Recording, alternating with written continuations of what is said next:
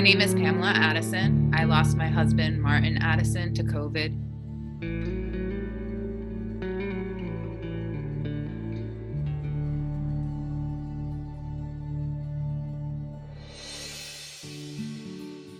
Martin was 44 years old when he died. He was from England, so he had a passion for Liverpool Soccer Club, and we were just like a very sports-oriented family. He also was an avid guitar player and collector. I have a huge collection of guitars in the basement that, I have to figure out what to do with, but he just loved music.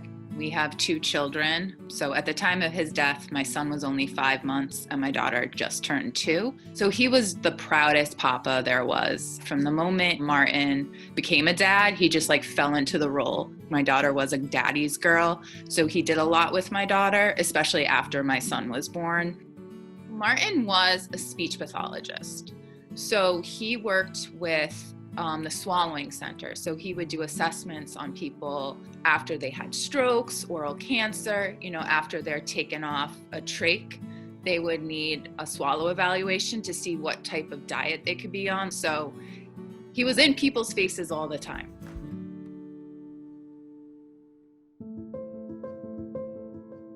A few days before my daughter's 2nd birthday, he had seen a possible COVID patient. On March 21st, we had a virtual little birthday party for our daughter. And then the next day, he felt the first symptom, which was a cough. He's had a cough before, so I wasn't too worried, although in the back of my mind, he might have seen a COVID positive patient. So the next few days, he just had the cough, and he called out from work because he didn't want to expose anyone in case it was COVID. And then a few days later, we got the positive result. And I feel after the positive result, he kind of did a downward spiral, not wanting to eat. He never lost his sense of smell or taste, and his fever was really high, but he just didn't want to eat. Drinking was really hard for him, and he just slept all day.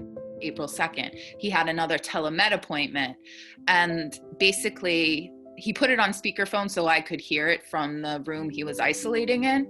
And the doctor was just saying that COVID was running its course and he should start feeling better soon. And I feel within 8 hours is when I heard him gasping for air. And I ran to the door and I asked him if he could breathe. And it was the first time, because I asked him that every day, it was the first time he couldn't even answer me. He was just gasping.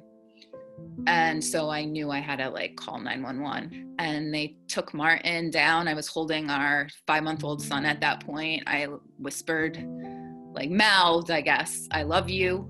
I saw him get into the ambulance, and that was the last time I saw him. I guess I was shocked that I was how am I a young widow? Why is this happening to me? And the other 2 thoughts were how am I going to tell my daughter that her papa's not coming home? And what am I going to do so my son knows who his papa was? When they go to bed, after we read our books, Elsie will go bring the picture of us as a family to Graham and say, "Graham, kiss Papa." And then Elsie will kiss Papa.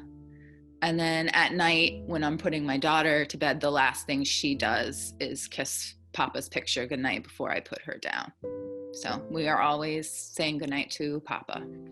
It's important because he was part of bedtime routine. So it's just a continuation of doing it. When they're kissing him goodnight, he's present, we talk, and they'll know that he's in heaven looking over them.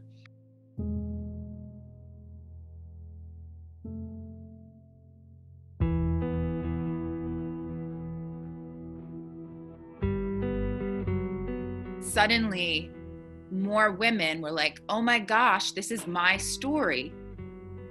I thought I was all alone. And women and men think they're still alone in being a young widow or widower with young children. So that's why I created the group, because we need to come together and support each other and help each other navigate this unexpected journey we're on. I want people to know that this virus is very real, and it really doesn't care who you are. My husband was young and healthy, I'm tired of hearing that it's only the elderly and people with pre-existing conditions. That's not the case. Young, healthy people are dying, children are dying. And I feel that that needs to get into people's head that this virus can kill you and it does not discriminate.